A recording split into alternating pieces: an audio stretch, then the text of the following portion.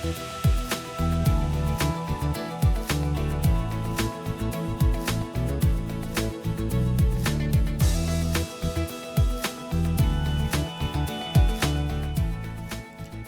and welcome to this edition of Beyond the Politics, a regular examination of the events happening right here in the Quinte region and the people who work so hard behind the scenes to make it all happen. I'm your host, Paul Martin. This special Quinte West edition, we of course have no stranger to the show, Quinte West Mayor Jim Harrison. Thanks, Paul. Appreciate the invite and pleased to be here. And joining him for the second time, Chief Administrative Officer of the City of Quinte West, David Clazie. Thanks for having us.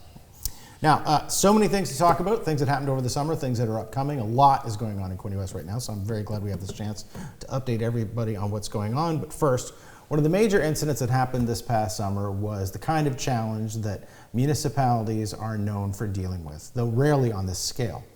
Water supply pipe in Quinte West that basically provided service, potable water for thousands of homes to the west of the Trent River and down into Prince Edward County ruptured over the course of one weekend, creating an immediate crisis and immediate repair work, and then now still planning for the next stage of repair work, which we'll get to in a little while. But first, Mr. Clazie, tell us a little bit more about how many homes were affected. So for people who don't get an idea of what kind of scale we're talking about, even people who live through it, how many homes didn't have a secure access to reliable water once this break happened? So there's about 5,200 homes that are west of the river, basically, and that whole area includes the Telephone Road area, which is west of Trenton, down into Caring Place, and then also there was some homes in the north end of Prince Edward County that we supply water to as well. Okay, Jim, when you got the call about this, tell me about how you found out about it, and also, I mean, municipalities plan for many, many things. No one plans to deal with something of this magnitude, and yet it happens, and it's something that you have to deal with. Yeah, Director Angelo informed me of the break under the river, or on the line that goes across the river. Yes, and that they were on it. They were looking. They were examining and figuring out what to do. The Ministry of the Environment, once they hear this, they issue regulations and requirements, and one is that it's a boil water advisory. Mm-hmm. We never had a negative test with respect to our water, but everything was done, and we've learned from our communication that we need to make some changes there to make sure everybody is aware of what the situation is. But we maintained quality water all along, so that to the best of our ability, businesses knew that when they turned on that tap that they had water that exceeded the Ministry of the Environment's expectations and regulations. Now, congratulations to you, Mr. Clazie, and everyone in Quinte West, because I was actually, I would say shocked, because Quinte West is a great municipality, but I was surprised by how quickly things were put in place in terms of the alternate service line and then also testing to lift the boil water advisory. I mean, any delay is too long. But were you happy to see how quickly you were able to deal with a crisis of this magnitude? Yeah, exactly, and you know, that speaks to the ability of the staff of Quinte West. That's everybody involved, and also other municipalities stepped up to the plate and said, look, if there's something you need and we've got it, we'll get it there for you. And that's exactly how this played out, that people were more than willing and capable of doing what had to be done to help us move forward. And you know, I can't say enough about our staff. They all were there. Cobourg Development stepped up. Kingston, Belleville, Brighton, West and East all said, you know, if there's something we've got and you need it, you just reach us and we'll help you. So that's exactly how it worked. Okay. David, now let's talk about the temporary solution. So the crisis happens, yep. You inform everyone. Now all of a sudden you have two problems. One is you have to effect a permanent repair to the original pipe, which, as we'll talk about in a second, that's a big task and is still underway in terms of planning. But you got to get water to those homes more quickly. I was just amazed at the temporary solution you guys came up with, because to talk about what it was and then what the thinking was, the planning where that was the preferred option. No, you're right, Paul, and as the mayor said, our staff were excellent in coming up with some options, and you know, to some degree we were lucky with the bridge being that close right there, and we started looking at okay, can we get a line across this bridge? And then, of course, will the bridge support that line and all the engineering and that sort of thing? But yeah, no, the staff was great. They got that plan put together pretty quickly, and yeah, and then hats off to the contractors we work with and being able to secure, you know, that much pipe and get it fused together and then pulled across the bridge in literally like 5 days. So it's certainly a testament to everybody that worked on that job, for sure. What was the cost of the temporary replacement again? And before you say that, again, people have to know that it was very fortunate, because this is the bridge that was by the police station. Yep. So the break happened at a spot where you could find 2 connecting points on either side of the break that were very close to the bridge. So if this was in a different spot, it'd be an entirely different story about how to do a workaround for it. So in some ways, it was kind of lucky. Yeah, maybe lucky isn't the right word, because then we had that big a break. But yeah. No, you're right. We were able to connect into both sides fairly close to the river, so we didn't have to go too far. And yeah, then with the bridge right there and get across. And you know, we've had the line on the sidewalk, you know, for the last couple months, and still been able to have traffic across that bridge, which is important as well. With only the 2 bridges, you know, kind of across town. Having that bridge open is also important. So. And what was the price tag of the temporary repair? It was right around about $450,000 for that temporary repair. The nice part is that pipe that's across the bridge, we're actually going to reuse that pipe next summer on another water main project. Oh, wow. So we can actually reuse that pipe. We just have to take it apart, move it to another job, and then we can reuse it. So that's an added bonus as well. So, but Jim, it doesn't stop there. So that's now all of a sudden you have the water, you test the water, and everyone can use their water again because they got the 2 negative tests and everyone's drinking water is fine. But of course, you don't want to rely on that pipe permanently. So what people might not know is the planning that goes into the permanent repair to the original pipe, at which point you can take the temporary pipe over the second bridge out. So where do we stand in the planning for the permanent repair? What's involved there? Well, we would say that you know, a lot of work has been done up to now to you know, figure out what happened, and figure out what we can do to repair it, and how we can do it. And we've got to do it before freeze up. It's got to be done before we hit cold weather.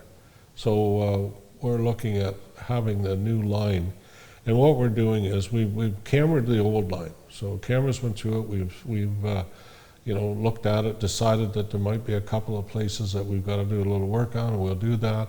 And then we have what you call a sleeve or a sock that will go inside the old pipe, and that will help to that will put us a new line in place that will service the west side of the city. But there are, you know, meantime, there are new valves going in different locations and so on, so that we can, if we do have to shut the water down, we still have 2, I think, 10-inch lines that cross that river that will keep our supply to the west as is required. Now, there may be some things that we've got to reduce a bit in terms of supply, but everything's been looked at carefully and examined properly, so that there'll be a new sock in place before freeze up, we're hoping by the end of October or before, and that'll be put in, inflated, charged up with water, and everything will be meeting or exceeding ministry requirements. So there should not, with the plans that we have in place, there shouldn't be any disruptions to service. Yeah, and this again is said before freeze up, but the plan is to get this done by about the end of October. Yes. Yes. And when you say sock, so we talked about this at length when this happened.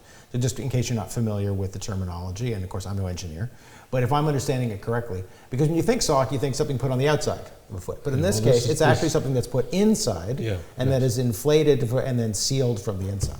That's right. Exactly. You're exactly right. And I'm not an engineer either, but I get the information, I listen to it, and I know that the people doing it know exactly what they have to do, and it'll be done properly, and it'll be done before freeze up. I guarantee that. I have more than faith in the people that work for us and work with us, and they've all stepped up, and they're Matt Tracy, Paul Bully, all those guys, and all the people working with them are doing the best they can to make sure that the water service is is up to ministry standards, and in many cases exceeds that. So, yeah, we're on That target. the province has been trying to do over the course of the last year to streamline the housing issue and to provide more units more quickly and get through red tape is the strong mayor powers that they provided to some municipalities. It came down to municipalities of 50,000 or larger, which is why Belleville was included. Hasn't got all the way to Quinte West yet. No. But how do you feel about the strong mayor powers, and would that be a useful tool?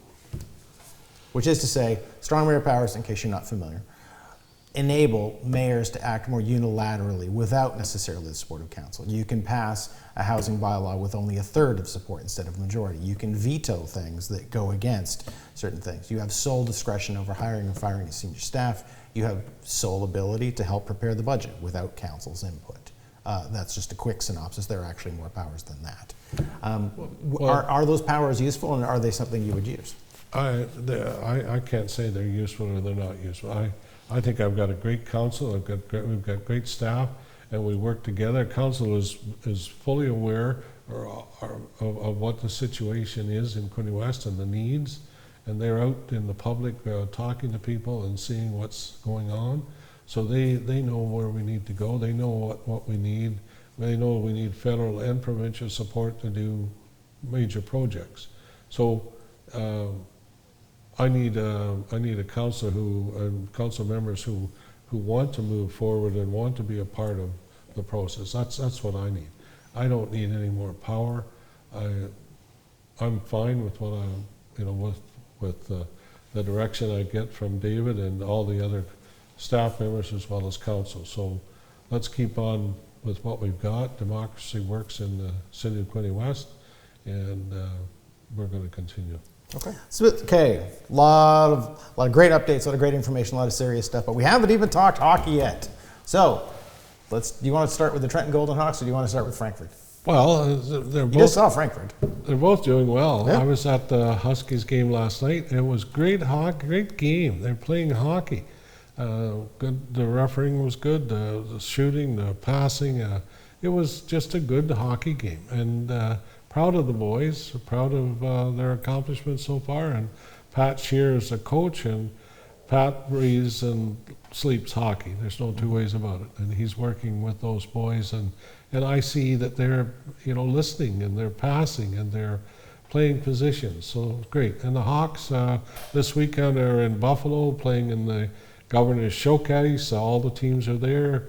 They will play each other, and just have a great series. And I know that the coach and general manager John McDonald and so on are dedicated people, and they work with the boys in a positive way to encourage them to develop skills and look at how you can work together as a team and how you can make everybody a better hockey player. So it's great hockey, and also the Royals this summer, Ontario champs. So that was a great accomplishment, and that's Chris Lyle and all the work that he's put into the baseball for years finally paid off. So again, proud of what they've accomplished, and very proud of the attitude. I see the boys, and I see how they work together, and win or lose, they're proud of each other, proud of the other team, and that's a big part of life.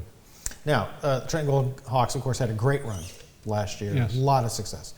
Are you hoping for the same this year? Like, can you say that you hope they'll get just as far? Because you can't do much better. You're winning. Well, you're winning. I can say I hope, but I'm sure they will. I've got confidence. But